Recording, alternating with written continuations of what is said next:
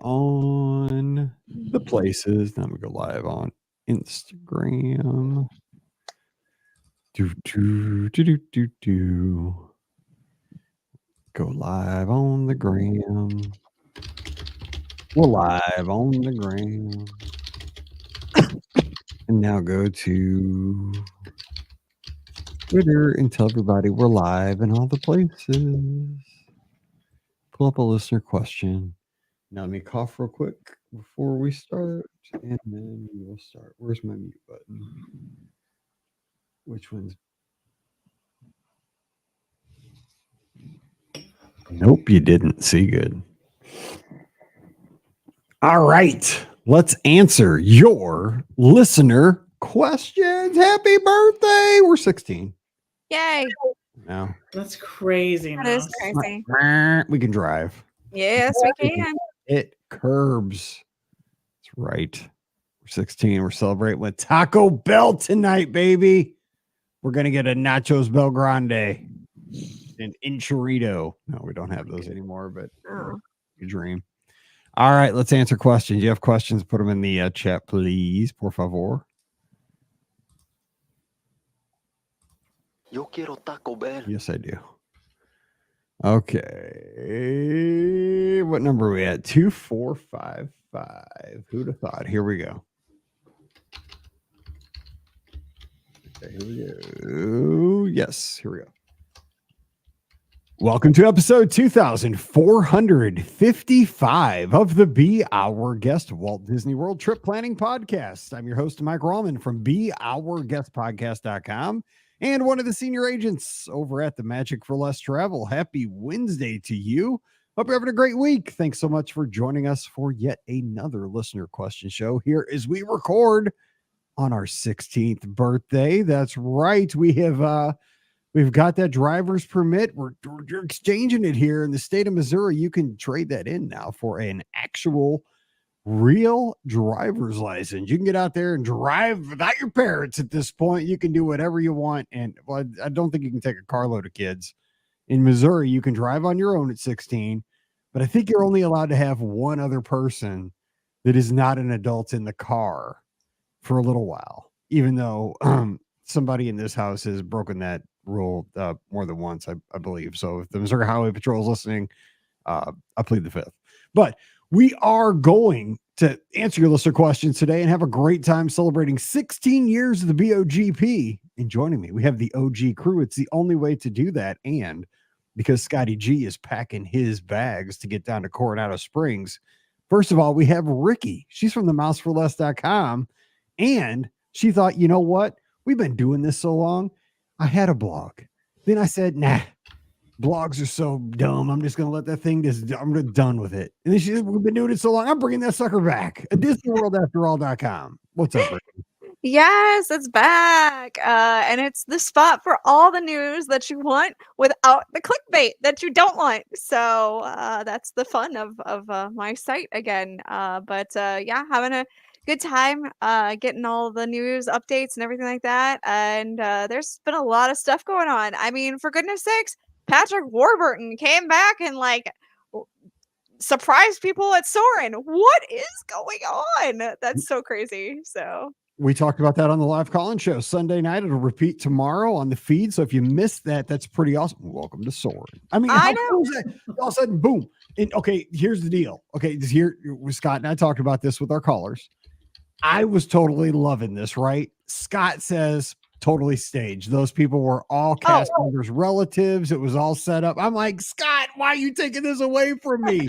It was legit. It was just regular people at like 3:12 in the afternoon. He's like, nope, sucker. That was all staged. Yeah, I agree with Scott. I'm pretty sure it was staged. It would be great if it was, totally a random, surprise thing. But yeah, no, that definitely looked relatively staged. So because you had come on, they had camera crews there and everything. Like, you knew something was going on at that point, even if you weren't like a cast member or family member or whatever. Like, you knew something was going on.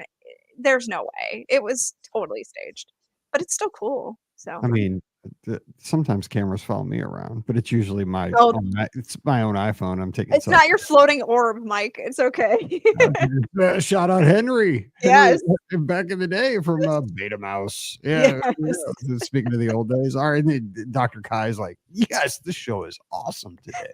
I I know, got his background loop in to give him like the trifecta because he sent me shout out Dr. Kai. He sent me eclipse viewing glasses for the family. So we will Ooh. after April, we'll still be able to see because I will That's not right. have the cheap ones at a gas station. Shout There out. you Dr. go. Kai. Good There for, you good go. for you. I love Dr. Kai. And so my wife and Mallory only use these. Do not let Do not use anything else. Do not let anybody else give you some because I trust Dr. Kai. I don't trust what you're going to get up on Highway 94 at the QT. Facts. All right. Also joining us, we have the co-owner of the Magic for Less Travel, Pam Forrester. Pam, happy 16. Who'd have thought? What's going on? 16. I love the being 16 again. I'll take that. Well, only for a little period of time, I guess I will say. Like there were advantages in being 16. There are a lot more advantages of being the age I am right now. Yes. Do that. So I got to ask you something. Speaking of that, Patrick Warburton, whatever's less Warburton. Yes. I didn't watch any of his shows. I just know. Only thing I know him from is Soren. The one thing we came to the conclusion of with that video, which I thought was incredible. Like I love that Disney did something like that. It's so simple, but it was so great. Yes. The one word, Pam, that we came to, old. Like it makes. Oh my God! Yes. It makes us all kind of feel old. He looked. I mean, I look old, like compared to what 16 years ago. I look like a kid doing this compared to what I look like now. So I know. And then when you think about when he recorded the original video for that, and at that point in time, it was just such it was just so different. So, yeah, I you know, I think that we have to give Patrick a little bit of grace here because if we put our pictures up against, we may be looking a little different. But yes, it does make you feel that way. It does make you feel that way for sure. So true. I put this digital frame here. It's hanging on the wall right now. I'm looking. It's a shot because it changes every 5 seconds. I love this. It's got 2,500 shots in the history of the podcast. Right, the one that was up just now was Scott and I in a Publix getting a pub sub. Some of them are from when the show started way back in the day. And the biggest thing when I was putting these on my frame, I kept telling my wife, God, we looked young when this show started.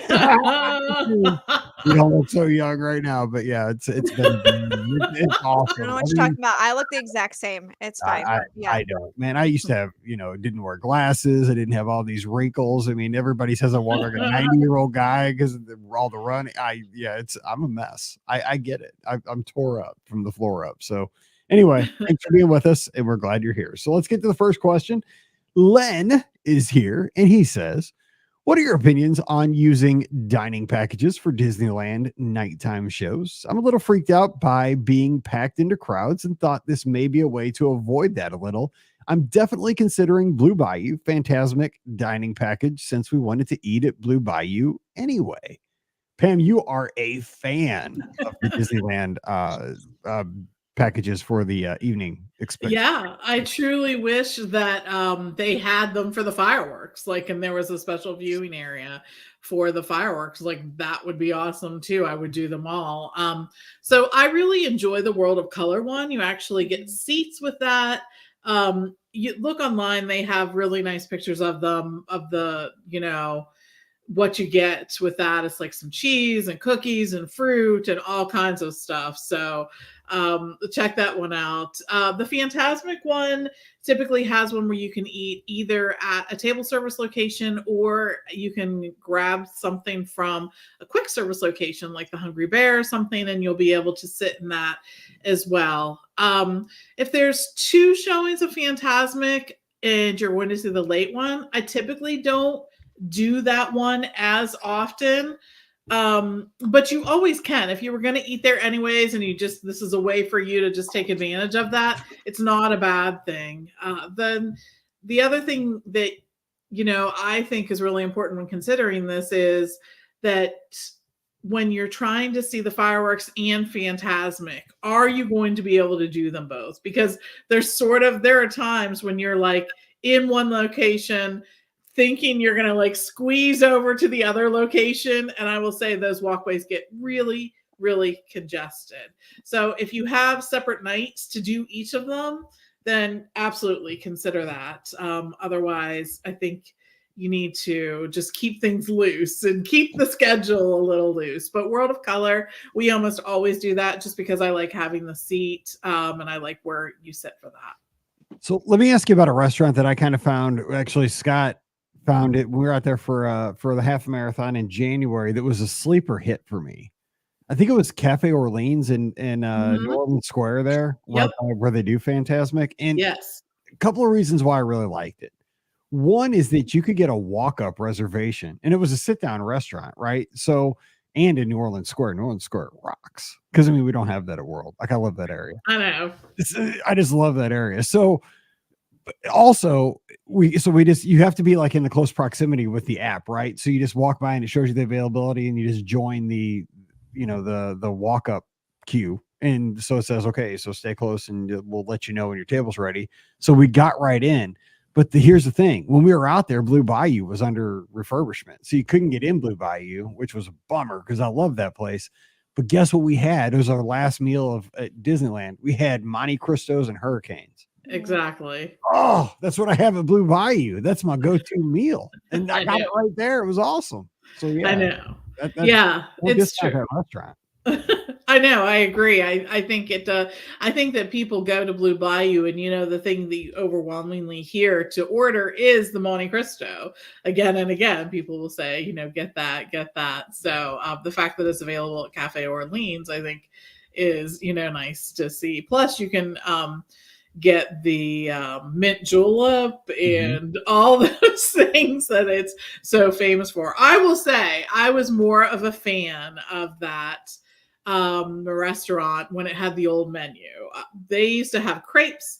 They had savory crepes. They had like a chicken and mushroom and a few other things. It was actually really good and really unique, but I completely understand it. Looking forward to other options that will be, open soon at Disneyland for sure. So, and we just got the news that they're adding 2 new retail locations to Critter Country back there with tying in with Tiana's Bayou Adventure. We just got that news this week. It will be exciting to see this whole area because I really feel like now it's going to sort of extend that area where that is. That it used to sort of feel once they made the sort of switch on a few things, it made that area. They took away Country Bears, and of course they put in, some other locations there. They put in Pooh and whatnot. It just felt like it almost didn't fit, right? But now I just feel like that New Orleans Square is going to sort of sweep into that area and be kind of interesting to see that. So, and those cookies at Harbor Galley are all the hotness lately. I know. Yes. They're chocolate chip cookies. I'm like, I mean, it's fine. A warm chocolate chip cookie is fine, but there's nothing wrong with a hot chocolate chip cookie. Agreed, but I'm not seeing it in line. I was there before, like they were like right when they were getting popular in January, and I should have gotten them because like I saw somebody in front of me with chocolate. I'm like, dude, they got chocolate chip cookies in a baggie. I'm like, what? I need those. And then I'm like, I don't need them. Because there's beignets right across the street. Right. There's so many good snacks at Disneyland. Yes. For the love of God, I'm like, it's a chocolate chip cookie. I get those all the time.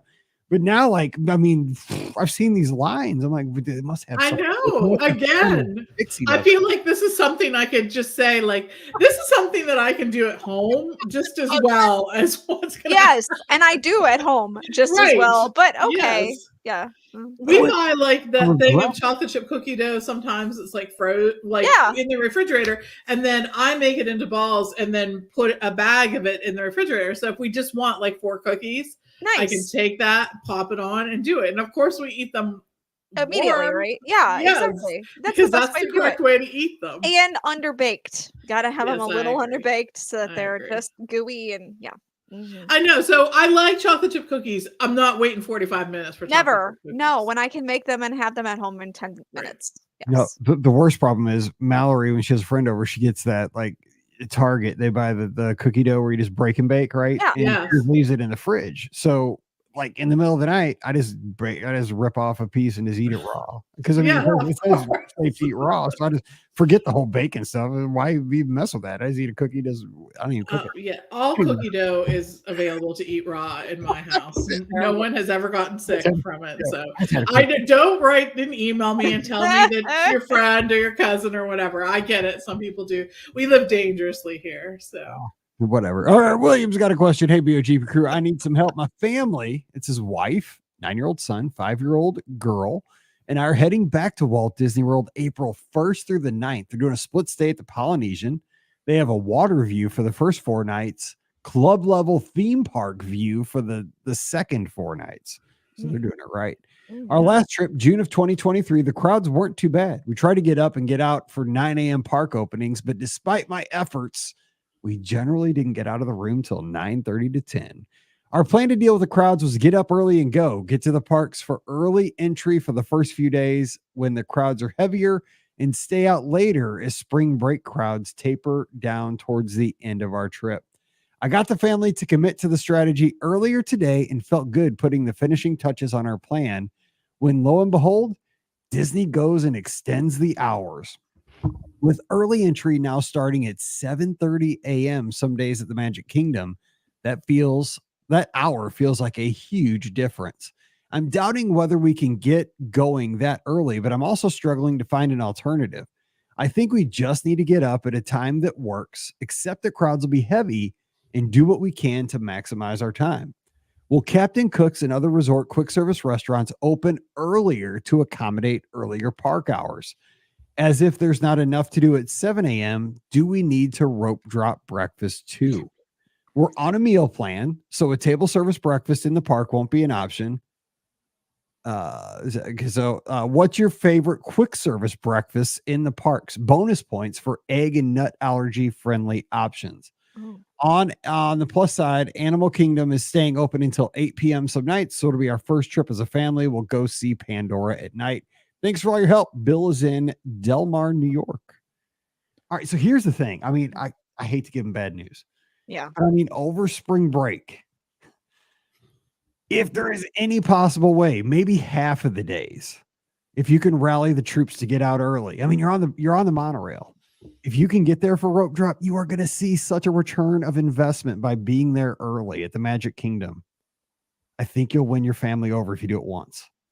That you'll probably get them to do it 2 or 3 more times throughout the trip. I know. As a sleeper inner, no. I get up at 4:30 every morning, so I get it. Like I mean that would not be a problem for me. But I understand. It's hard. I don't know. But I think maybe a compromise, because if you say, we're going to roll in at 9:30. It's rough, and then you're getting breakfast in the park. I mean, that's a time eater. Pam, let's talk this through with what Bill has going on here. I know. So the quick service locations are not going to be open earlier than 7. 7 is when they open. The only time that you'll see sort of a variance of that is typically during Run Disney weekends. They might have something over that's a grab, but I believe Captain Cook's is 24 hours for some things. Yeah, I don't know. I don't know that they'll have a hot breakfast ready, but that's something that you can always, look at while you're there to figure that out. Otherwise, you're going to be having breakfast in the parks, which is sort of a challenge.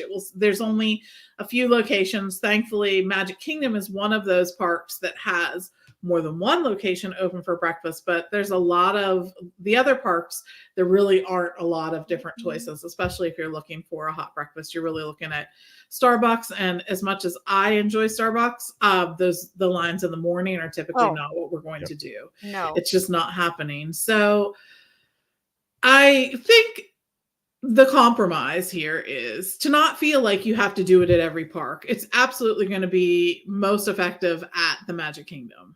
And so I would take advantage of that. Talk your family into it. You're right there. Do it earlier on in the trip, as Mike suggested, and see how everyone responds. Nothing is worth everyone being miserable. That's true. Nothing. There's not one thing. Yeah. It just isn't.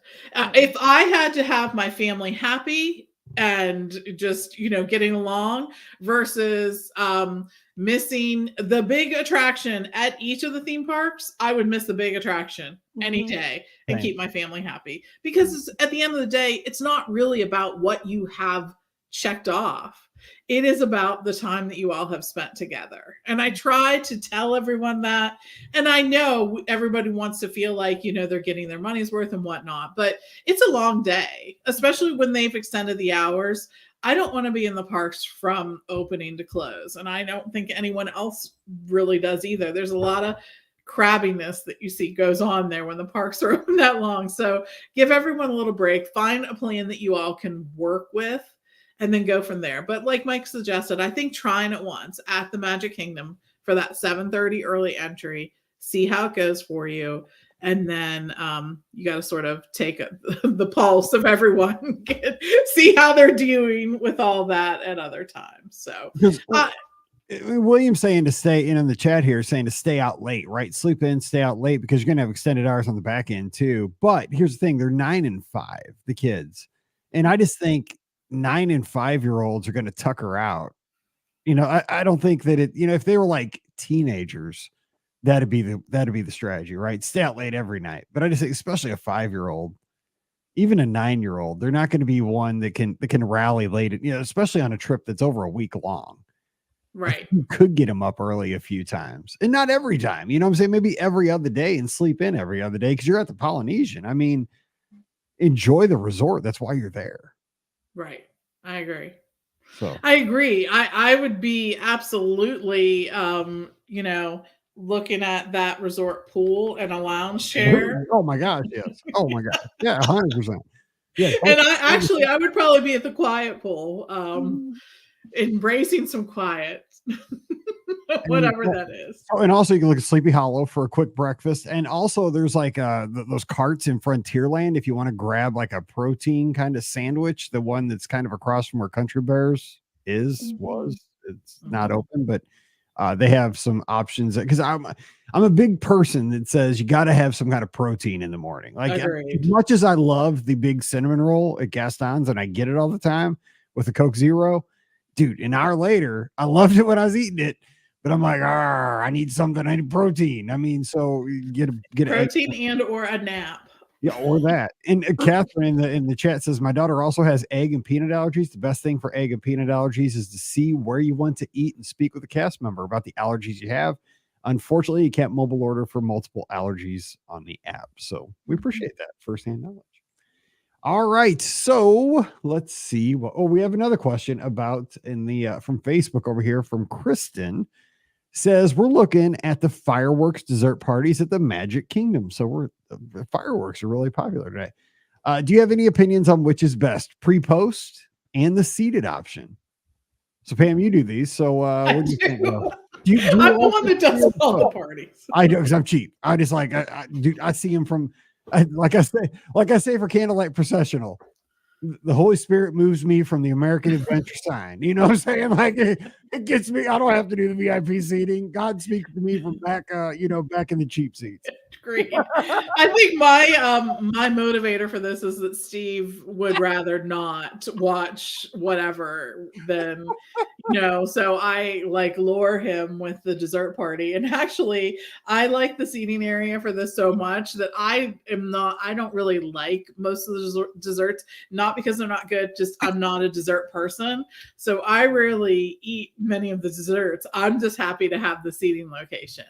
And I will tell you, we typically choose to do the one that lets us go in and see the fireworks and then does the dessert party afterwards. And I'll give a few reasons for this. First of all, I like being in the park when it's dark and when people are filtering out, and that's after the fireworks. So I get to go and enjoy a drink, some desserts, and just sit there and watch the park sort of empty after the fireworks. And I really appreciate that. I also don't want to feel like I have to be rushed before the fireworks.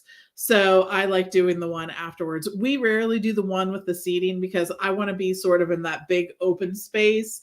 And with the seating, there is a roof that sort of covers it. Not that it really hampers your view, but I like the view of the fireworks behind the castle, that straight on sort of view, and I think that from the area, the garden area there, that's my favorite. So I'm with you. I would agree with all those points. I mean, I've done it once. check and check. I've done it once, and it was on your bill. So there you go. I like it so much. I took our whole team. So yeah. I was like, I have this again. I've been talking about this digital frame that I bought on Amazon that I love. It finally went on sale. Like I had it in my cart for like 3 months, and it like boom, it went on sale for like half off, and I bought it. And I've been looking at all these pictures, and it's awesome because like it's listeners from the last 16 years. Like all the selfies are on this. Like if you're listening to the show, you're probably in the studio at some point throughout the day. And one of the pictures is me with that. I have like a shield of happily, like they gave you know how they always give you Yes. like, to take your picture, says happily ever Yes. after dessert party or something. And I am like the happiest guy because I'm getting ready to go in and just destroy about 1,000 desserts and get to watch fireworks like in an area where nobody else can come. I had the biggest grin on my face. I'm like, oh Lord, I'm getting it on. Here we go. I'm gonna eat desserts. Anyway, Amy's got a question. Hey, Mike, first time trip coming up. We want to explore Walt Disney World as much as possible. Thinking of booking a full service dinner on our rest day from the Polynesian at a Skyliner resort so we can check out the Skyliner ride and possible resorts for future visits. Using only 1 credit dining plan meals. Where would you eat? We're a family of 4, mom, dad, 2 boys, 11 and 8, not overly picky eaters. Plan is to take a bus to Hollywood Studios and Skyliner from there. Already eating at Kona Cafe and Ohana for other booked meals. Your podcast has answered so many of our has answered so much for our trip already. Thank you for providing a great listen during my commute many weekday mornings. Amy's out in Connecticut. Well, thanks, Amy. We appreciate that. That's awesome. And have fun on your upcoming trip at the Poly. Man, we have some great listeners. If you ever want me to come down to the Polynesian and, you know, just talk to you while you're hanging out at the pool and give you a live podcast, give me a holler. I'll be over at the pop. So where would you go? They're going to ride the Skyliner to go eat. I mean, hello, Primo Piatti. I mean, well, they want to use but they want to use a dining plan table. I mean, they can use the quick service one there. Yes. What about Sebastian's Bistro? Sebastian's Bistro is a good choice for table service. But are they only open for dinner? Yeah, or do they open? I think that's what they want is dinner. Oh, okay. Then yes, they're thinking of booking a full service dinner on their rest day. Perfect. Okay, Sebastian's is great. And it's a great deal as well. So I would absolutely consider that. I'm trying to think. I would take it over to Ale and Compass. Like Ooh. literally, I would ride it over to the Epcot area, walk over and do Ale and Compass because I think it's a great value and it's a good restaurant. It's a good choice too. I was thinking that, and also Len has a good idea of beaches and cream. That's going to be my next suggestion. Yep. Or I was thinking Trattoria del Forno. Cape May too. Yeah, it's a lot of good choices. Yeah. Because it's not it's a buffet. That's true. Not a character one. And it's an expensive buffet. So if you like seafood, it's a really good option for the dining plan. Agreed. Like really good. Really, really good. I've not been to Cape May except during COVID when they didn't have the characters. Now that was a steal. We had breakfast at Cape May during COVID. That was a great deal. Oh my god, it was so cheap. Breakfast was good too. It was so good, and it was like really, really cheap. I missed that breakfast. Oh my gosh. I really missed that breakfast. I would prefer that breakfast over the buffet breakfast any day. So I wish they'd bring that back, but I know they won't. No, I don't want to bring back that time, but man. No, I wouldn't bring back the time. I would just bring back the breakfast. I feel like that breakfast was solid. It was more than solid. It was awesome. I don't know what the rankings go, but solid, awesome. Solid, awesome. All right. Next question is from Ashley. And she's one of my great guests at the Magic for Less. And you know what? I love all my guests at the Magic for Less, but I always tell my wife this whenever I talk to Ashley, like email and book a trip for her. I'm like, Ashley's my guest from Alaska. She comes all the way to Walt Disney World from Alaska. I mean, I have guests that come from Australia and, all over the place, England, which I think is amazing. But I mean, like Alaska. I don't know why. Like I picture Ashley like with like sled dogs. Like and here she comes, like we're coming to Alaska. And I know Ashley doesn't do that, but I mean, it is like, I don't know. I guess it's a 6th grade teacher of me. And like, I used to read Hatchet to my kids and all these like adventure books. I don't know what Ashley's life is like, but Ashley, just so you know, Ashley, listener Ashley in Alaska, that's how I picture your life. And you probably picture my life in Missouri as something that it's totally not, because I'm a suburban dad, but it's all good. And that's how life makes it. That's why life's exciting. All right. Next up, Mike, I need your help. I'm not a kid anymore and I don't know how to adult. Well, obviously, Oh, no, neither do we. Great. This is awesome. I'm headed to Springtime Surprise on a solo trip. I was excited to see an after party at Typhoon Lagoon and bought a ticket. As we get closer, I'm realizing I don't know what I'm doing. We would get along so great, Ashley. You are so perfect. I haven't been to a water park since I was a teenager, and my mom did everything for me. How do you enjoy a water park as an adult? I have many questions. Do you bring towels, or are they there? Is it rude to save a chair the entire time? What do you do with your stuff? Leave it. I also imagine it's not as easy to walk around as an adult since things like chafing exist. Plus, barefoot on concrete after running 10 miles? Ouch. What tips do you have to make this magically fun night and not a water park regret? Thank you. Ashley from Fairbanks, Alaska. P.S. I rarely get to swim in the dark. We don't have outdoor pools here. This is exciting when I don't overthink it. Yes, it is. This is great. It's a great email. Oh my gosh. I am nominating this email for the Be Our Guest Podcast Hall of Fame of emails right here. That's awesome. And there are honestly a lot of good questions in here that you really don't think about when you, because you don't go to water parks every day. So I mean, okay, first of all, I'll help out with a couple things. I think you can rent towels, but I prefer to just bring my own. It's just a me thing. I would much rather have my own giant beach towel and pop it in a bag and take the bag with me. That's just kind of my theory. That's just me. I personally think you're going to be fine to just grab a chair and, put your stuff there. But that, again, that's just me. I don't think it's going to be that busy at this event that you're going to need to worry about that. I know a lot of people worry about like their valuables and things like that. They do have lockers if you are super worried. I always take a chance. So there's that. I do too. I don't, and I see that's the thing. I do. I just like, I don't know why, but like I'll put my phone like in my shoe. Like somebody's I know. Like my shoes, like this big, like it's like a safety to like security. Nobody's gonna get their hand in your stinky shoe. Nobody's going to Ramen's left shoe. That is the most vile. Now you let your secret out. I know you did. You did. Knows. I mean, do you not think people put stuff in their shoe? I mean, that's what people from Missouri do. Oh, that's what people from a lot of places do. Yeah. Just don't look at my right shoe. No. But I mean, I don't want to tell the listeners that, because what if somebody does steal something stolen? I know, that's true. That's true. I think like you can buy like lock box. You can. That will attach to. You can attach, So like they have them on Amazon, right, and stuff like that. Yes, they do. And so then if someone were trying to do that, it actually like puts out an alarm, and then people would know. And so there's that. That's an option. That's awesome. As far as like walking around, I mean, there are water shoes, so you could do that. That's always like, I own a pair of water shoes. Yep, I'm fully gonna admit it for reasons like this. Like if I go, baby.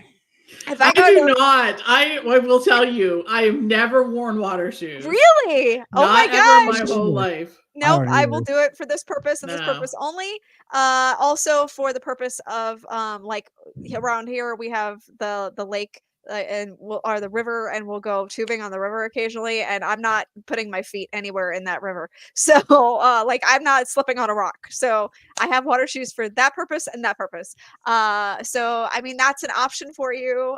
Do they I don't think they have like little I know like on the cruise ship they have like little cubbies for you to put your shoes and stuff like that, like before you get on the Aqua Mouse and stuff, but I don't think they have that at the water parks. So I just do water shoes. That's what I would do. So you don't, and I don't worry about chafing. I never thought about that actually, to be honest. So body glide. I mean, runners always have body glide. I mean, worry about that. It's like similar to running, I guess. I don't know. I don't get that. But like my feet are so tore up. I don't wear water shoes either. I mean, I can't hardly feel the bottom of my feet anymore. I have a problem with like touching slimy things. Like it grosses me out. So like if I felt it on my, no. Like it's a real thing. Like it's a real like phobia. I can't do it. It's like Pam and her sticky thing. She can't do that. I can't do like slippery things on my no. So my feet, no. My hands, no. Just no. Avoid. So water shoes. My boy Scotty G though, this dude, he's part fish. He is always in a pool at Walt Disney World. Like if you ever follow him on social media, every day he'll be in a pool at his resort. I mean, he's going to be there this weekend. Watch Epcot. He will be in a pool with his wife, with Emily, with a drink and with some cool hat on. He'll be in a pool at least every day, probably at night, probably twice a day. Dude loves to swim, but he raves about these H2O glow nights because I want to go. Almost cried. It was like a DVC private one that got rained out. Dude, he was so sad. He called me. He was messed up.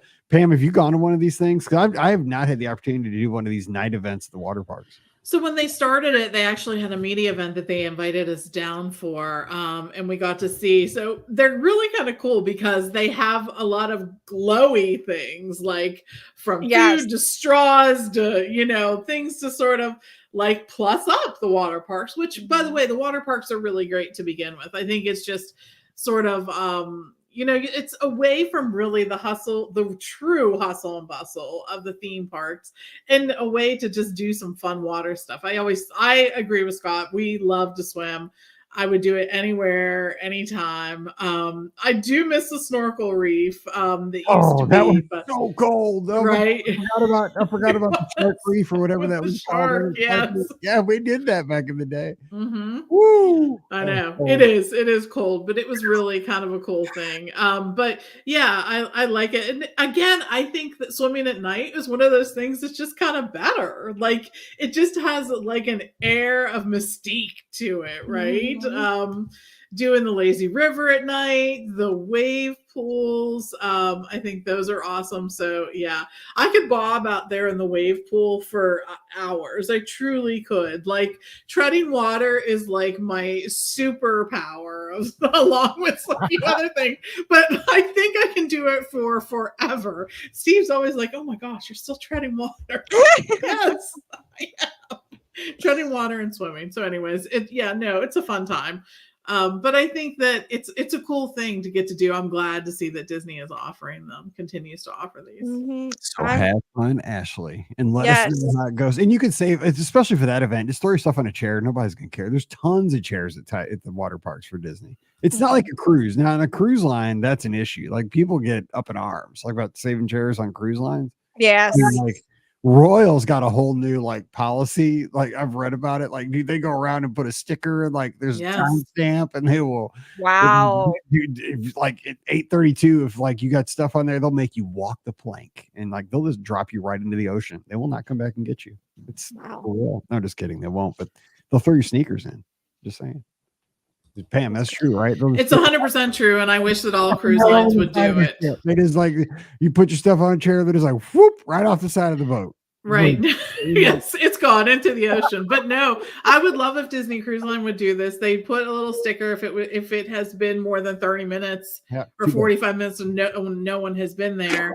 Because what happens is people go out at like one member of the party, Grandpa, who is up at 4:30 with Mike, goes out there at 4:30, sticks like a flip-flop on 10 different chairs, holds the whole dang row so that everyone in his party could not just have one chair, but two chairs if they like it. And then there aren't enough chairs for everyone, which is just sort of dumb and a little bit of a selfish move, but a little bit. No, let's call a spade a spade. It's a selfish move. Right. Like I don't care how many chairs you hold if it's not busy. Once it gets busy, then we have a problem. Yeah. All right. Last question of the day, and don't call me grandpa. Daniel says, go cards MIZ. Hey, BOGB crew, we're a party of 6. It'll be an Epcot for my daughter's 21st birthday in July. I'm curious, what's the quickest way to get to Disney Springs using free Disney transportation after Epcot closes? No Uber, Lyft, town car, or minivans allowed. Thanks, Daniel. ZOU. So they want to get from so they're going to be in Epcot, 21st birthday. They want to get to the Springs after Epcot closes. Disney bus. Yeah. That's the only way. If they don't want to take, I'm trying to minivan or they could take the Skyliner to it'd just be a bus would be the fastest way. no, bus is going to be that's Because it. I mean, if they're celebrating a 21st birthday at Epcot, you do not want variables. No, You definitely could, not. you can end up downtown. Yeah. Like, how did this happen? Like, why are we at why are we at a soccer game downtown? Why are we seeing whatever? Decisions could be made, and they may not be the right ones. Correct. Just go to the thing that says Disney Springs and get on the long car. Exactly. Yes. Exactly. We do not want a lot of changing. No. Totally. I would be Ubering personally. But I would too. That might be the best money you ever spend on that vacation. But it's true. But I mean, the bus is a direct shot. So do that. All Fairly direct, yes. Yes, I mean, it's right there. There is an error. There's a variable here for error. So just there. Okay, so that's going to do it for today's show. But here's the cool thing: we keep the conversation going between shows on our Discord channel, and it sounds kind of confusing. It's just a big chat. It's like the message boards back in the day. Speaking of 16 years of the Be Our Guest podcast, we used to have a huge community on our V Bulletin message boards. We have that again. It's just our Discord board. So come on over. It's beourguestpodcast.com/Discord. That's all you got to do. There's also an app. Just get the Discord app and come on over and join us. The conversation's going. We had over 500 people join us in the first couple of weeks, and it's just a ton of fun. So join us at beourguestpodcast.com/Discord. Also, the show brought to you by the Magic for Less Travel. You know what we're doing this week? We're putting people on cruise ships for the summer of 2025. The magic, the wonder, the dream, the fantasy, the wish. And guess what? The treasure is available to book too. And we're gonna be people all around the world. We have a new destination. How about Lighthouse Point? Cannot wait to experience that. It's down in Antarctica. No, just kidding. It's not. It's kind of close to Castaway Cay, but it's a whole new experience. So all those people are like, I've been to Castaway Cay 10 times. Well, you got a new place to go now, Lighthouse Point. Let's get you out there sailing with the Disney Cruise Line in the summer of 2025. We're also booking Walt Disney World, Disneyland Adventures by Disney. You want to go into your Disney destination? We are ready to help you plan that trip for no additional cost to you. So just swing by the website today over at themagicforless.com. Please also use our Amazon affiliate link. It's beourguestpodcast.com/Amazon. And thank you to our Patreon supporters. You guys make the show possible. You can support us as well. Just $5 a month. That really helps us out. And you get a bonus show every week. It's called Mike in the Midwest. This week we talked about ice cream. You scream, I scream. We all scream for ice cream. Get the show right now. Just go to patreon.com/beourguestpodcast. Give us a follow on social media as well. Ricky's at Ricky Nibs, RIKKINIBS. Pam's at TMFLT Pam. I'm at Be Our Guest Mike on Instagram, Twitter, and Threads. And give Scotty G a follow because he's going to Walt Disney World this weekend at Epcot as well. This Sunday night, the BOGP open line is just going to be you and me. So I need your calls. Get on the horn. Give me a call. Let's talk Disney. 7 o'clock Eastern, 6 o'clock Central, Facebook, YouTube, Instagram, Twitter, and Twitch. It's your show. We talk Disney. We have a blast. So I'll talk to you on Sunday night. All right. So until we get back together again on Friday, you guys take care of each other and stay safe, stay healthy, and we'll see you real soon. All right. Save that one. Episode 245. Nope. 55. Pam's home here upstairs.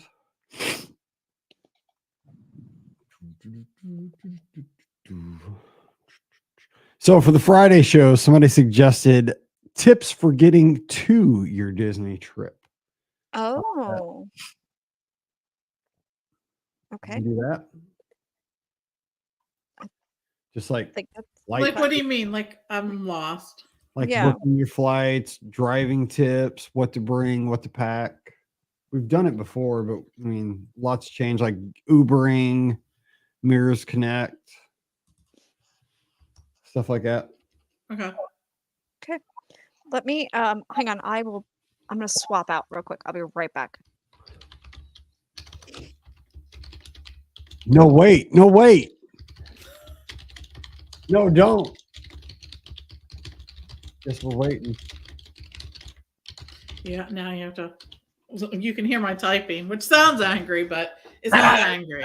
No, wait. No, it's happy. It's happy keys. It's just, I think that I told you this, that it's vibrates where my microphone stand is. So it sort of amplifies that. You have a cherry keyboard. Cherry keyboard? Those supposed to be like really good keys that are loud. Yeah, apparently, Lisa.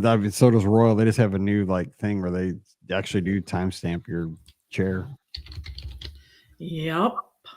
Just chuck your stuff. No, they don't chuck your stuff. They put it in like a designated area. But you chuck. This is what I was told my sixth graders. You chuck one person's Air Jordans over the side, and you get everybody else's attention. Like, where'd my Air Jordans go? I don't know. They're like 17 nautical miles behind us right now, bobbing. Everybody else follows suit. Show them that on the radar. You ready, Ricky? What'd you do? Can you hear me now? Yay. Yep. Cool. All right, let's talk getting. Man, sorry. Don't die. I've been dying the last 4 days. Mm. Oh, there we are in our podcast cruise. Oh, so fun. Which one that was? Scott has his llama shirt on. I can't remember which. That was one where we had Minnie Mouse on the ship.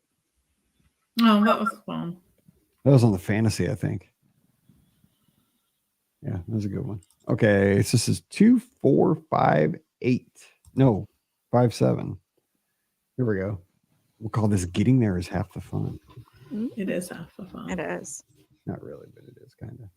Oh, there's my picture when I got to ride Seven Dwarfs Mine Train at the media event. I'm just looking. It's where they had the GoPro on me. That's such a dorky picture. It's a screenshot from the video. Oh, so bad. Okay, here we go. And now.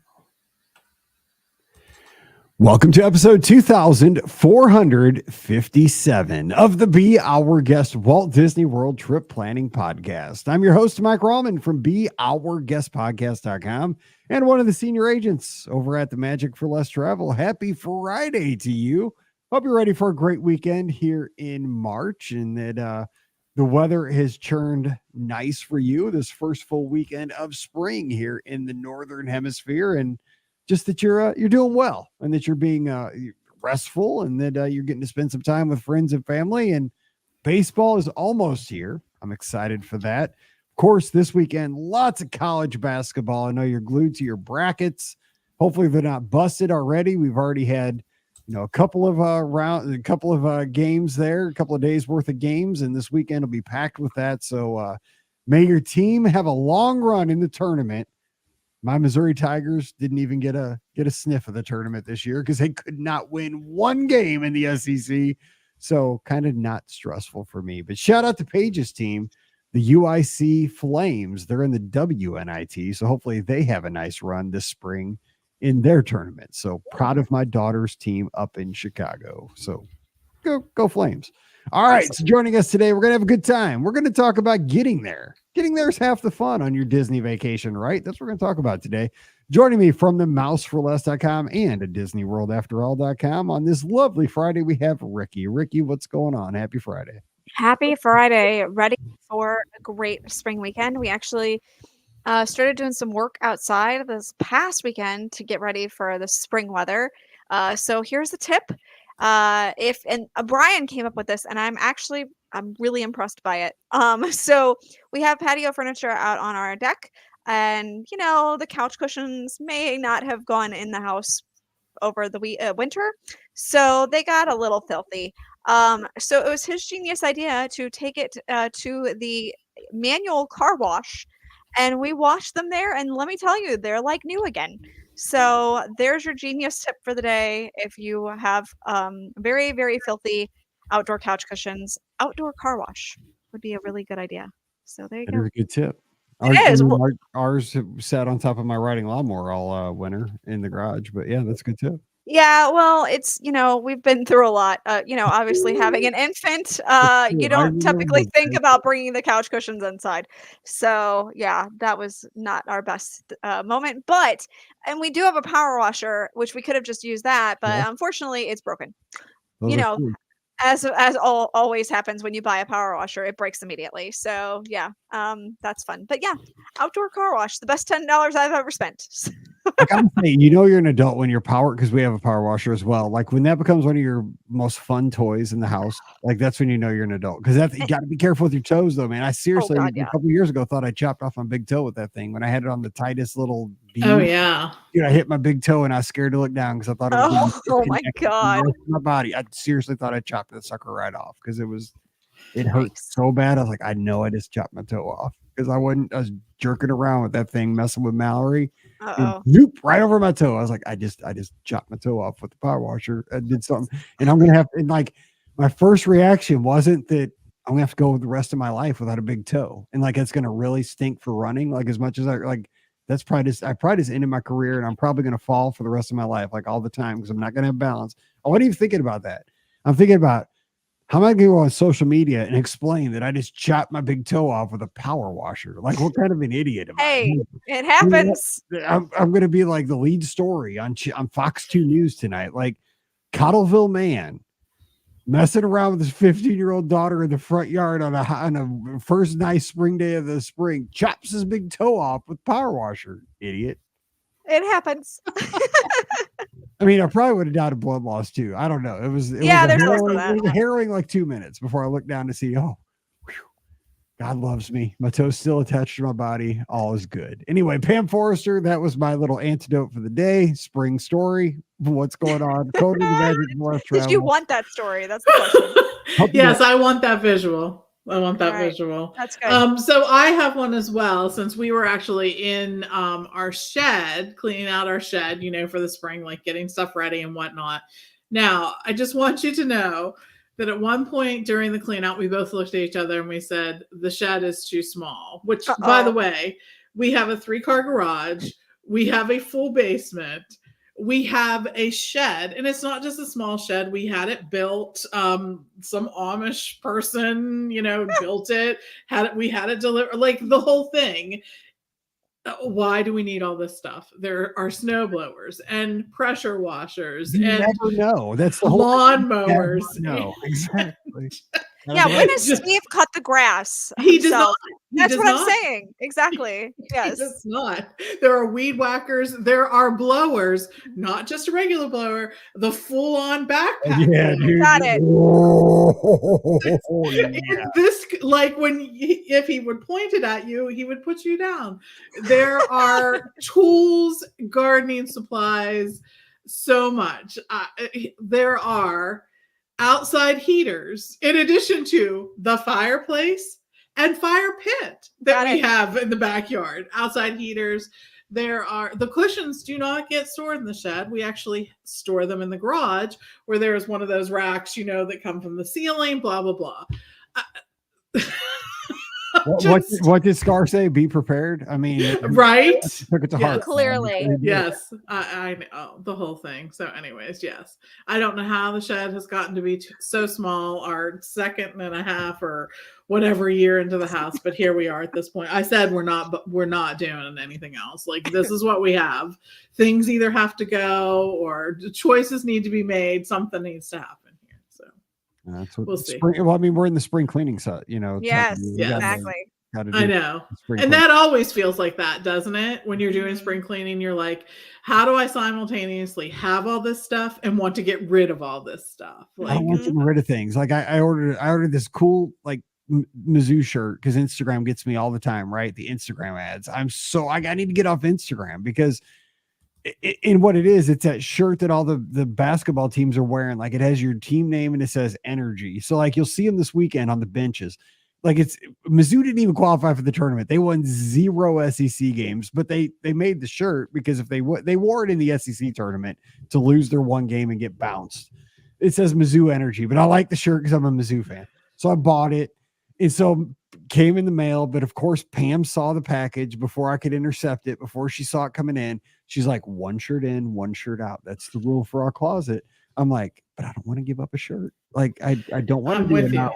So I just put it in. I didn't take a shirt, but that's how it should be. Yeah, but let's get to the Disney. I'm stuff. like, That's why- Somebody Pam tell immediately. I'm like, Text her. sister, I know the thing. Dude, I the asked one in, Steve one to do out the rule same. though. Pam, but I was trying to sneak it in, but Pam caught me, dude. She's like, "What's this? Is this?" And Steve wears the top like few that get washed all the time. That's Like how I am. I'm like, what about this guy here in the back? We never Yes. get to see him. Nope. Same, but I can't give it up. I might wear it. I mean, and You need to make a quilt and That's- move on. that's what Pam says, but because you know how many Run Disney shirts I have? I run Dopey every year. Do you think this Texting Pam immediately. stop?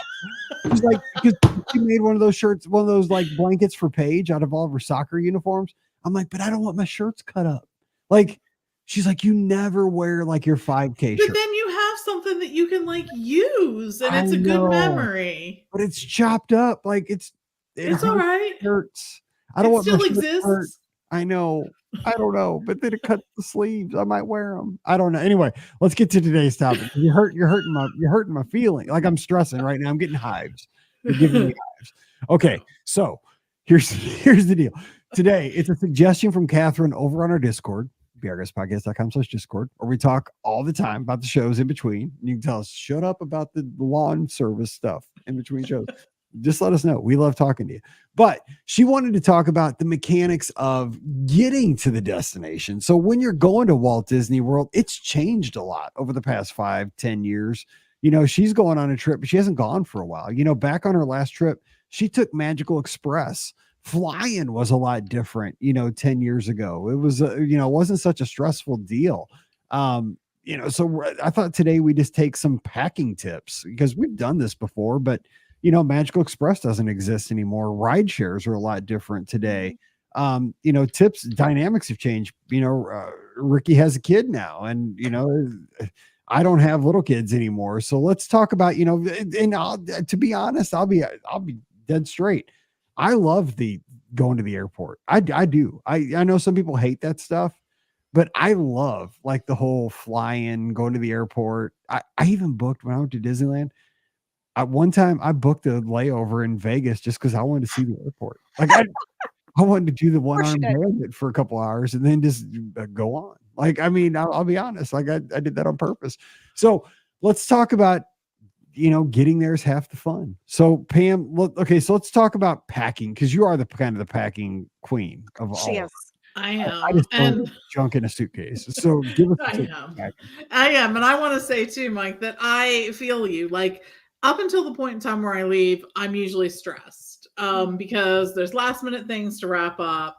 There's things I need done for this trip that are happening, whatnot. As soon as I get to the airport, it's sort of like I breathe like a sigh of like, okay, we're here, whatever. And we travel so often that there are certain things that I always buy duplicates of. I always have 2 sets of them, and I just keep packed all the time. I come home, I might refill something or whatever is needed for that particular thing, but I keep them packed in the suitcase, and that's how I put it away. And that includes like things like toiletries. My toiletries are always packed. You never know when a last minute trip may come up, It's and true. I don't want to have anything to keep me away from that. So like toiletries, even hair appliances, I keep a separate duplicate packed at all times. So then I know that I have like sort of the basics always packed at all times. So I think that's the first thing. That's a huge tip too, because I do the same thing. I have my toiletries, they're all packed, ready to go for, that moment's notice, like you said, of, hey, we need to go. The only thing that's not packed that I pack easily is like my makeup and stuff like that. I'll pack that in a separate bag just on its own. And then like my contacts and my glasses, because I wear them every day. But other than that, yeah, it's all in underneath my sink and ready to go for when I'm ready. I also have, because obviously one of the things that I do is wear my Disney dresses while I'm down in Florida. So I have those kind of ready to go. Either they're in my suitcase for the next time, or I have a few here at home that I go and I'm like, okay, which ones do I want to grab and maybe wear while I'm down there? And then of course I get to have the luxury of having my brother's apartment where I also have more Disney dresses. So I think he's tired of me storing all of them there, but oh well. Thanks, buddy. So I've got like all of that is just in a spot in my closet ready to go. So if I do have a trip that I want to take, I can easily go, okay, here are the clothes that I want to wear for my trip and have those ready to go. I have that also for, because it's not just the dresses, obviously in the winter I'm not wearing a dress. So I'll have, a section for, maybe Disney shirts that I want to take with me as well. So I have like it's literally the section in my closet for Disney wear. And then that's that way I'm ready to go when it's time. So yeah, and then I just throw it in the suitcase and go from there. But like Pam, I have a lot of my main toiletries and stuff like that already ready to go. And when I do need to restock, I'll stock up like ahead of time. So after I finish a trip, I'll make sure that I have okay, I'm running out of X, Y, and Z. I need to make sure I buy more of that, and then I'll stick it back in my toiletry bag so that when I do have a trip coming up, I don't have that panic of, oh no, I don't have any conditioner and I'm on my trip now. So what can I use? Yeah, my toiletries bag's always stocked. I got a 31 little toiletries bag from a student a long time ago. Her mom sold 31 stuff, and it says Mr. Rallman on it. So Nice. that was pretty clutch gift like 10 years ago, which I still use. But the only thing I throw in there is my contacts because I do wear those every morning when I run. So I do toss that in there, but I have like the contact solution little bottle in there to go. Everything's rocking there. I will say a tip. For my backpack, my carry-on that always has my laptop and my iPad and stuff, like my electronics bag, my entertainment bag, my carry-on bag. One thing I always, again, we talked about this last week about how I always have, like, I'm in charge of all the electronics. So I have so many wires and chargers and stuff in Me that bag, too. and I always get drilled, like get pulled over by the TSA. So here's the thing. Pam got me this awesome organizer where I can like neatly wrap all my wires, like, so they look really neat. And then what I can do now, instead of having all these wires loose in the bag and backpack, is I can pull this out and put this in the tray, like next to my iPad in the bin when it goes through the thing. So it's not in my backpack anymore. And that now no longer have to go through the whole song and dance with the TSA. It's just That's there nice. separately, and all my wires are separate. So that is you can buy those for like $10 on Amazon. It's a little organizer for all your wires and your chargers and all that stuff. It's so much nicer now. And plus, when you get to your destination, I can now, it's almost looks like back in the day, like you unzip it, like what you used to put your CDs in, like those little CD organizers. And so it's got a couple of like zippers. And so you just, oh, I need a USB-C to USB-C, or, oh, I need a USB-C to Lightning. I have them all kind of organized. There's a couple of pockets in there for like your charging cubes, whatever you need, dongles, and you just go through there. It makes, I don't know, it like makes me happy to have organization. So I'm like, oh, you need this? You're right there. Throw that out. Okay, you need this? And you put your like Magic Band chargers in the pockets. Because I'm telling you what, man, especially at Orlando, at MCO, dude, they get you every time. Like, and I get it because I see the thing on the screen. I'm like, dude, I would pull me too. Like, I mean, that looks like a bunch of wires coming out of a thing. oh, Yeah, my yeah, yeah. God, my backpack looks, I mean, like, because I love the movie Airplane and Airplane 2. I'm like, that totally looks like a bomb going through there. I mean, there's just wires going 105,000 ways. If they did not pull me over, I'd be a nervous flyer. So I get it. So that organizer is something I would totally buy if you don't fly often. Put all your wires neatly in this and just pull that out of your backpack. Let it go through next to your iPad and your laptop, just so it's separate and they can scan that. So Pam, do you do anything like that as far as making it easier, like to go through TSA? Because I know a lot of people get nervous about TSA. We do. And so we have pre-checks, so that doesn't typically happen to us, but I do have an organizer. It is a roll where we put all of the cords. Actually, we typically just keep them in there because then I don't have to worry about grabbing stuff at the last minute or whatnot. We know that we always have them.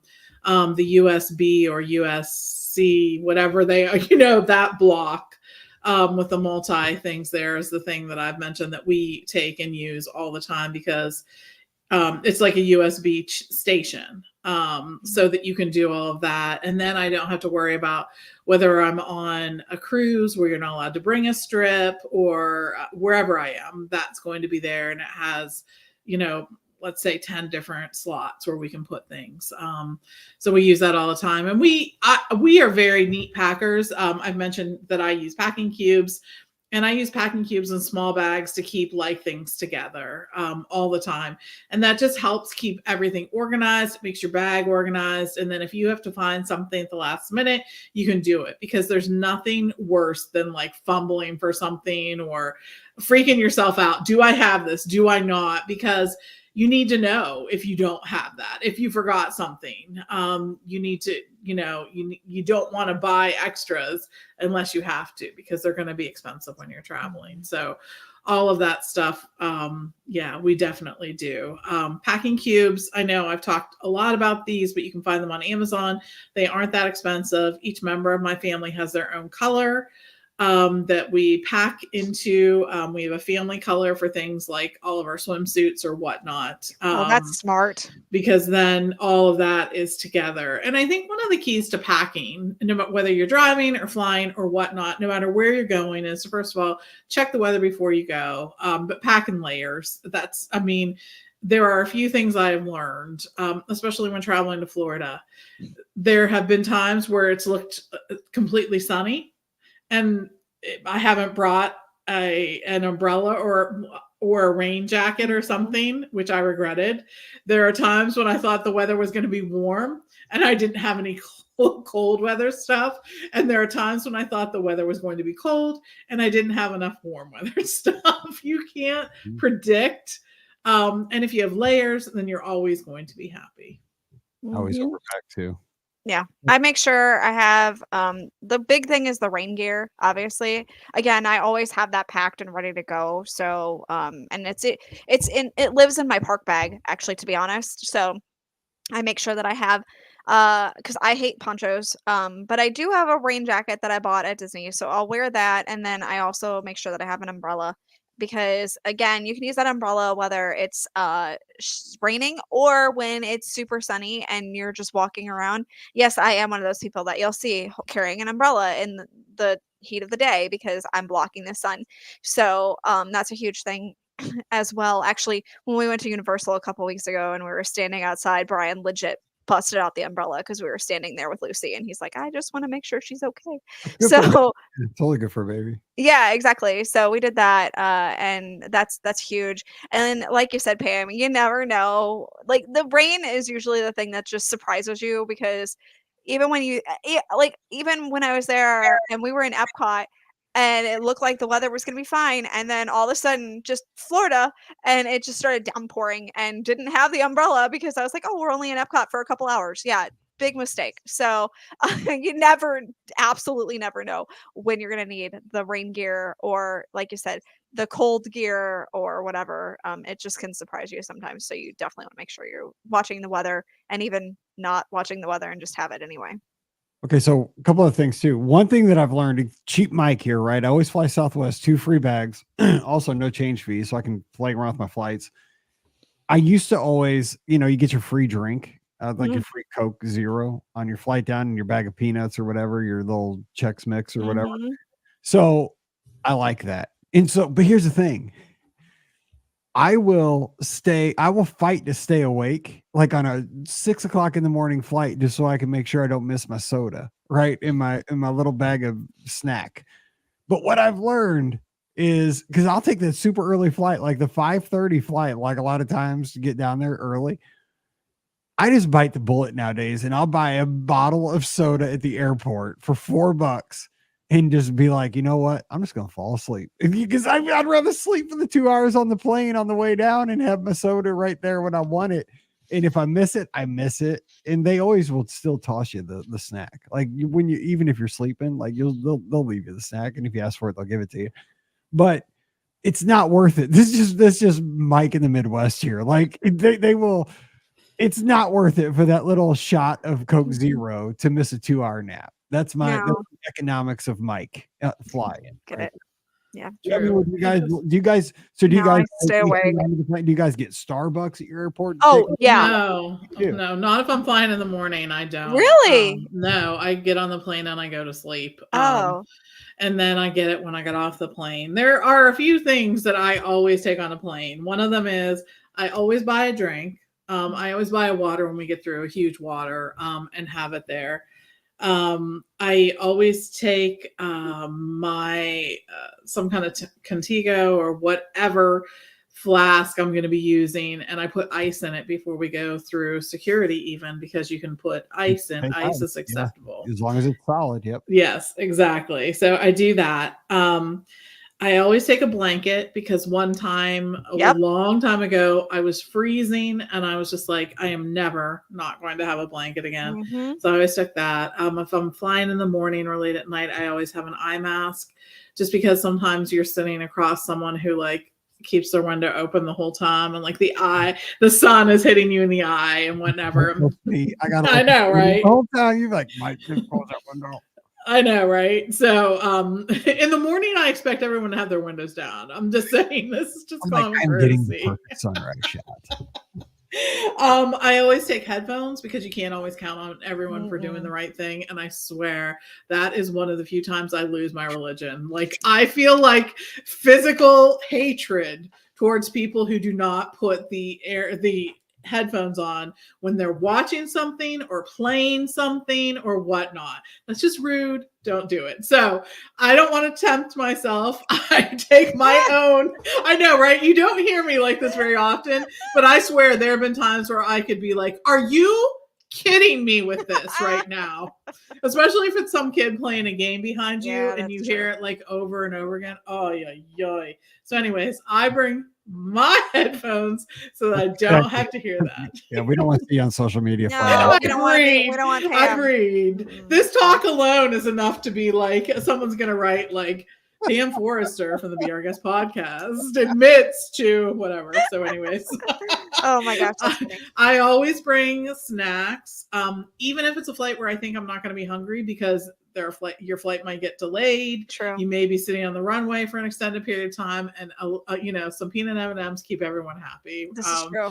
So I bring those, and I also download more movies or podcasts than I ever think I will need. And 98% of the time, I watch none of them because I'm watching what the plane has available for me, what Southwest has, or whatnot. But there are those times when the Wi-Fi is not working and you're like, oh my gosh, I was counting on the Wi-Fi working and now the movies won't play and it's a mess. And so anyways, so I always make sure that I have all the things that I might need to keep myself happy. That's good. That's good. Yeah. I am, the headphones are a big one.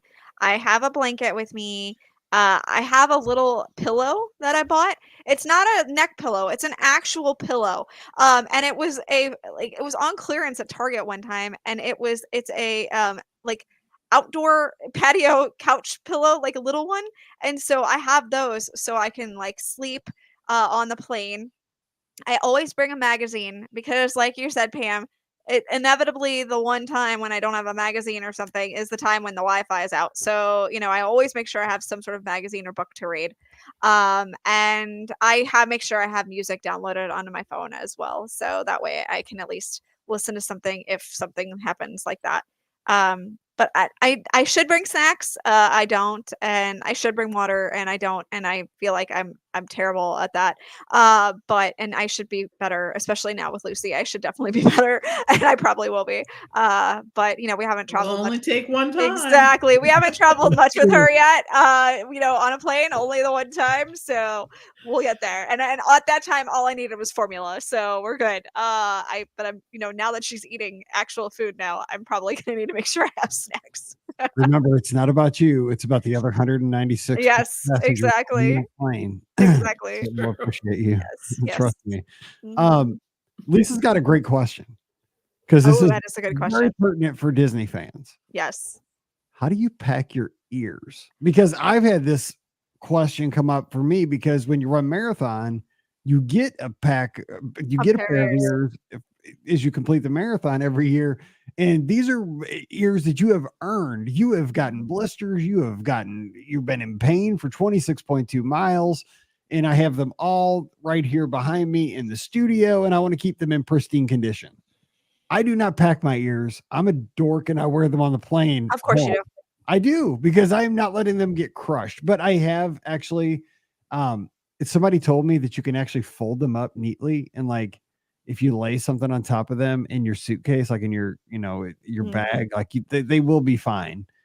I've Like experimented. the ear hat. No, like your ears, like Like Yeah, those, the hat. like the ear hat. like the Yes. beanie. Yeah. Yes. You Yes. can. Fine. They're all shipped that way. So they're all shipped sort of folded in on the ear hats are all Yes. shipped with them folded in on each other. So you can push that back into the front and then just put it in between some clothes and they should be fine. Yes. Or you can always put them on your carry-on too. That's true. The headbands are easy to pack. Even if it's something that's really elaborate. I remember Hannah had some elaborate ones for the holidays one year that had a whole bunch of like things on the top of it that were sort of breakable and smushable, and we just sort of bubble wrapped. We took a little bit of bubble wrap and put them in, and they traveled well too. That's a good idea. I'm the worst about packing my ears. So I literally just throw them in my suitcase and I'm like, they go on top. And I said, that's it. They're good to go. Yeah, I'm the worst. And my storage of them is also just garbage. I literally have, again, I keep my ears at my brother's apartment. I have plastic bags, like Disney shopping bags, and I literally just shove my ears in the shopping bag. And then when I go to the parks, I'm like, these ears will do, and I put them on my head. So like they're not even, how some people have them like neatly, lined up in rows and stuff like that. No, mine are literally in Disney shopping bags. Whatever. I'm the worst. Yeah. Okay, so let's talk about arriving down into MCO, or arriving out to to Disneyland. I mean, it's kind of the same either destination. Now, of course, Disneyland, you have multiple options for airports. You got SNA, you got LAX, you got the Long Beach, you got all kinds. I mean, you probably got 5 different airports you can fly into legitimately. I mean, Scott flies into San Diego and comes up. I mean, that's a lot longer trip, and he spends a day down in San Diego, but you get there and you got to decide how you're going to get to your hotel. Now, back in the day in Walt Disney World, you had Magical Express. This was kind of all predetermined, right? You would give your flight information to Disney, your bags would be squared away at your home airport. We all know how that worked. That's not the case anymore, but you have things like you have third-party vendors that will make this similar, like Mears Connect. You could go to mearsconnect.com. You got to pay extra for this, but you can schedule that. And they have different tiers depending on how quickly you want to get to your resort. There's basically like a premium tier that will take you there a little quicker. There's kind of a basic fare that'll get you to stop at a few different resorts, get you there just fine. But also you have private transfers that'll get you there, in a limo or a town car. You could do that if you want to kick it off well. You can rent a car. You could also use things like Uber or Lyft, ride shares. Really right now you have lots of options to get there. You just got to think about what's going to be best for your family. Do you need car seats?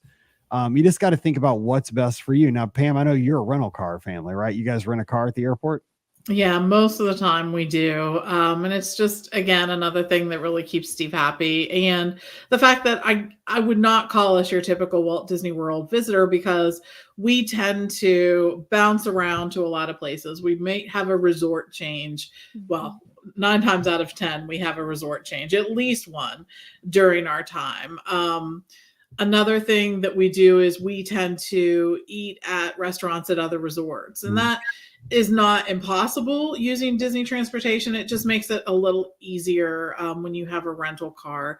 So our family was very happy when they took away the parking fees, I will say, at Walt Disney World, because, we're someone who would be charged every time for something like that. So that's we almost always rent a car. And even when if we don't happen to have a car, we usually use Uber or Lyft to do that. Now, we also have a number of transportation options that I think, the private transportation options that I think are a good resource for a lot of people, especially if you're not going to need the car during your stay. And I think that that's something to consider. It takes some of the frustration piece out of it, for people who really just don't want to wait. And I think that's legitimate. As soon as you walk off the plane, think to yourself, how quickly am I going to want to be at my resort? If the answer is really quickly because we're excited, then it might be worth to consider some kind of private transportation for you. So real quick, because I don't rent cars, I'm an Uber Lyft guy, and I'll give my experience. I have a couple tips with that, but real quick, do you have any tips for renting cars at MCO or Disneyland? Have you learned anything that would help our audience? So we choose National almost exclusively, and I know other car rental locations do this too. But National has the Emerald Aisle or the Executive Aisle where you can walk right out in most places and just walk into a car. There's a choice of cars that are out there that you can choose from and walk in. I will never, when you walk through the airport, if you see people lined up at the car rental desk, that will never be a rental car company that I ever rent from. I am not getting off the plane and standing in line to check the reservation for my car. So I think that you're safe with National, and I believe Alamo does that as well, and I think maybe Enterprise as well. All those other locations that I see in the airport, I'm never ever using them. Just never. Not going to do it. I can't. It still blows my mind. Like when I see the lines for some of them, I'm like, these people are going to be here at least an hour. Absolutely, or and more. I'm just like, ay. So and what a terrible way to start your vacation. That's what I think too. It would really frustrate me to no end.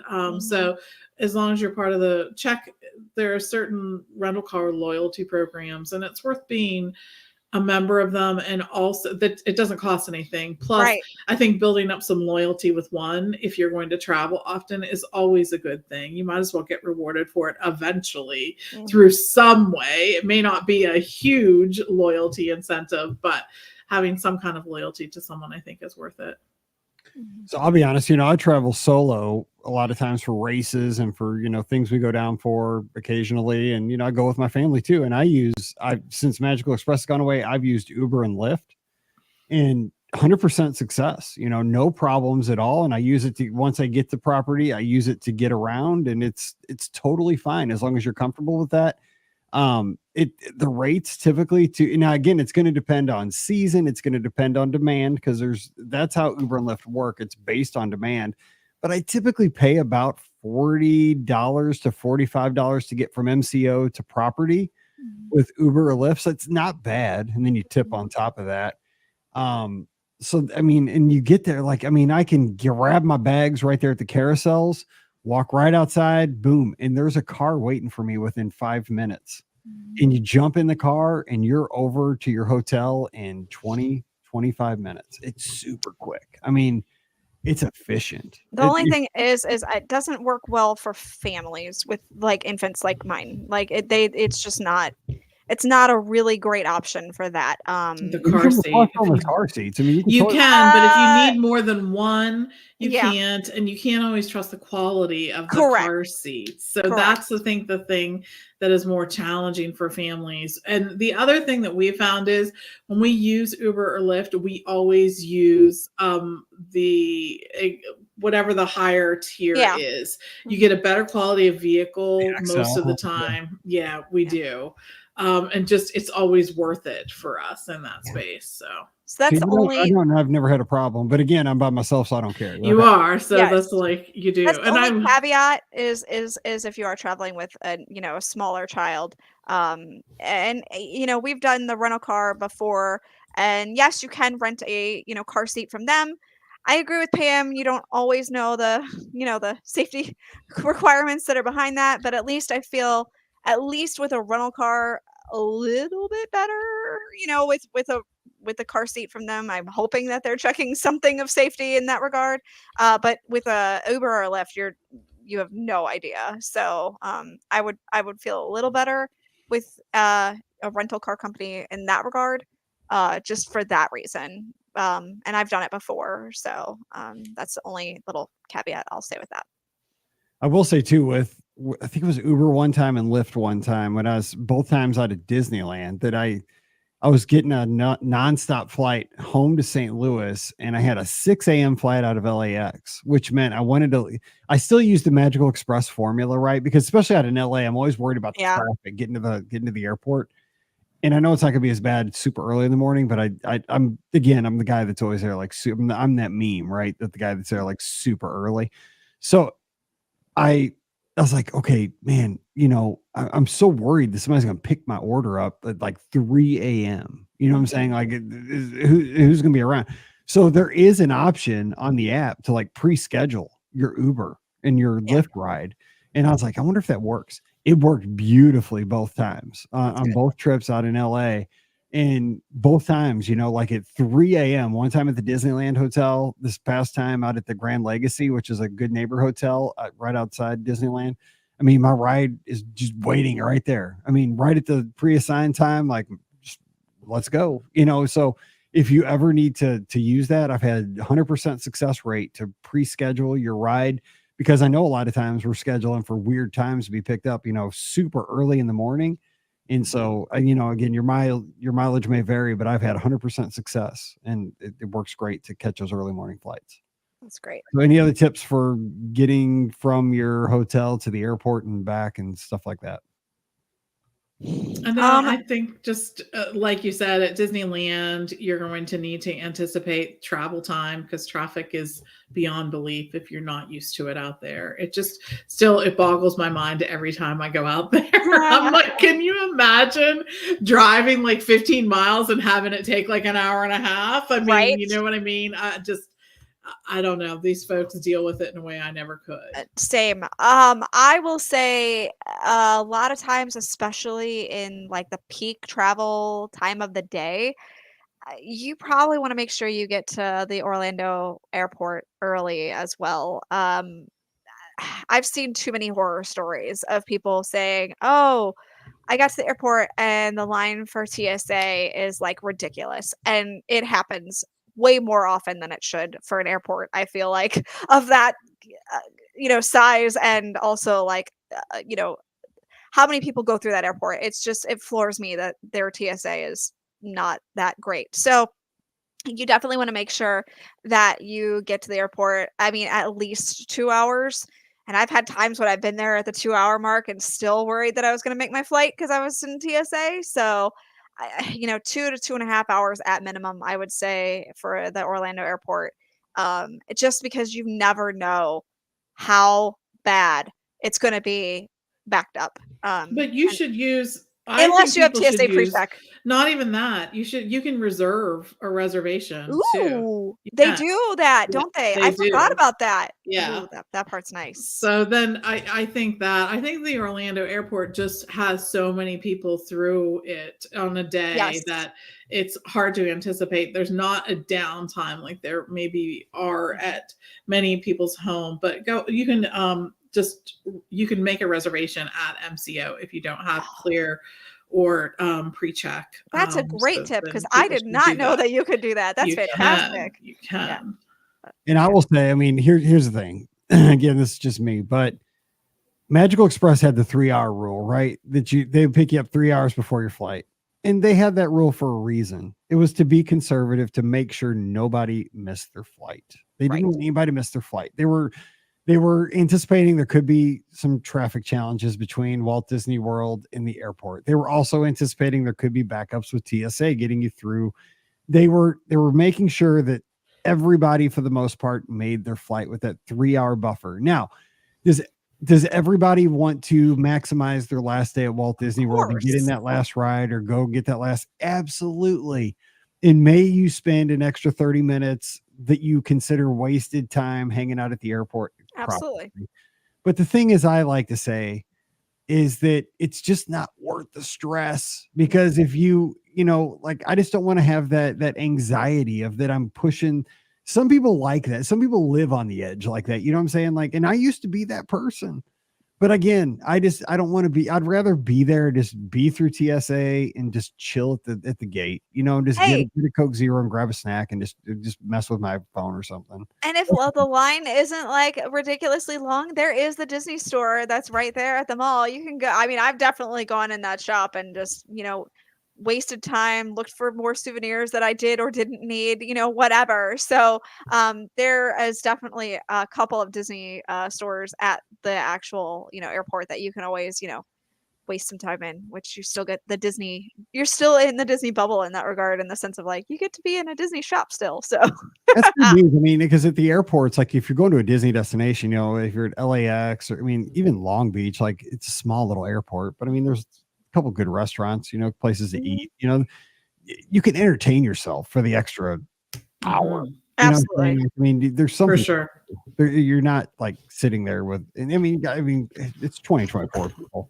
You got the world at your hand. Well, that's it. Yes. And I think the last thing I want to be when I'm traveling is feeling rushed or unprepared. You want to get the stress out of it. Yeah, 100%. And so that's how I sort of like all these things sort of stack up to put me in a position where I don't have to feel either of those things. Yep.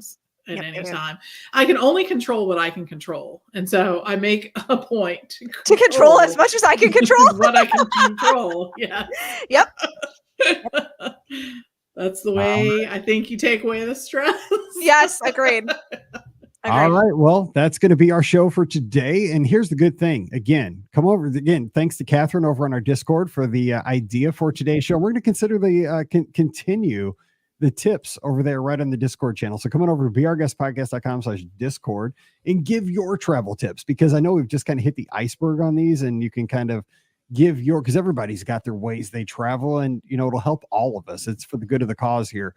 So coming over, and we'll continue this on Sunday night's live call-in show as well, because I'm always looking for ways to travel better for not just my Disney trips, but just traveling in general. So come on over and join us there.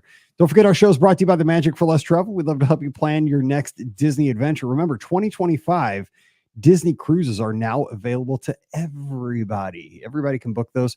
So come on over, themagicforless.com.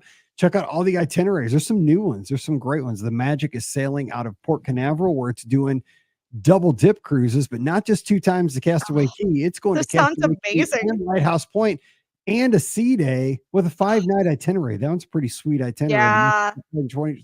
I don't have to go to NASA, and I get 2 Disney Island destinations and a sea day. Hey, or wait, do you go to NASA? It does go to NASA. Oh, dang it. Okay, well, never mind. If they had that cruise, I would be on that in a heartbeat. You're not going to be on the Bahamas tourism board, but I wasn't planning on it. You just Ricky that one, but okay, go ahead. Anyway, yeah, it's all right. We're standing by to help you, and NASA's okay. So we're going to help you plan that next Disney cruise. I should just muted Ricky's mic, but anyway, we're going to keep rolling with this. But it's awesome. What Meatloaf say? 2 out of 3 ain't bad. We're going to go with that. So the average, awesome. NASA definitely has its place. I've just been there a few times. That's all. Yes. Ship's Registry, Bahamas. Okay, so we are going to go. I feel like I'm on a love boat or something. Anyway, we are going to go. I don't even know where I was, but themagicforless.com. We'll get you a great onboard credit, and it costs exactly the same as booking with Disney Cruise Line, and it supports the show. So it's a great way to support all kinds of things over at themagicforless.com. Please also use our Amazon affiliate link, beourguestpodcast.com/Amazon. And thank you to our Patreon supporters. You guys make all these shows possible. You can support us as well, just $5 a month. That's all it is. And it really does help us out. And you get our bonus show every week called Mike in the Midwest, where we just talk about fun topics. It's an additional podcast for you. So check it out, patreon.com/beourguestpodcast. Give us a follow on social media. Be Our Guest Mike is where I'm at. Ricky Nibs is where Ricky is. TMFLT Pam is where Pam is. Scott is headed down to Walt Disney World today. He's at Epcot, so check him out as well. And Sunday night, give us a call on the BOGP open line, 7 o'clock Eastern, 6 o'clock Central. I'll be standing by for your call. All right, you guys have a great weekend. We're going to have some fun.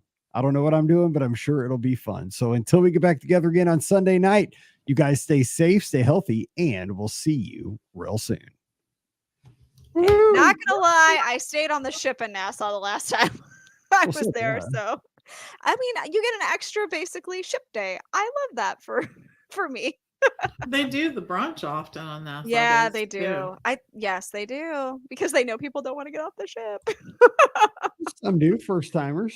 I know. I said Nassau has its place. I've just Atlantis people, or I've just been to Nassau a few times.